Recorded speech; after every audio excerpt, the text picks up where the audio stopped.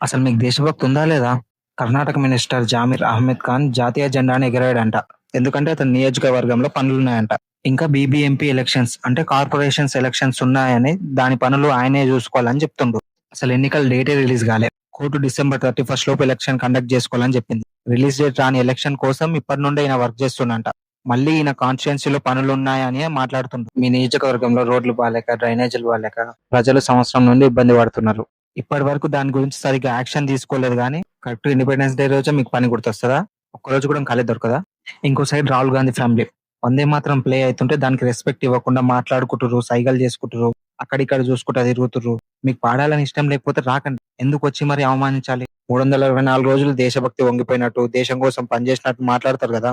ఇప్పుడు మీకు కనీసం 5 నిమిషాలు కూడా ఓపిక లేదా? వందే మాత్రం నేషనల్ యాంథమ్ పాడుతుంటే మీరు ఈ దేశాన్ని ప్రజల్ని పాలించేది. కనీసం జెండాకు కూడా గౌరవం ఇస్తలేరు. దేశాన్ని పాలించే బాధ్యత తీసుకున్న నాయకులే జాతీయ జెండాను, జాతీయ గీతాన్ని గౌరవించకపోతే మీరేం సందేశిద్దాం అనుకుంటున్నారు ప్రజలకు?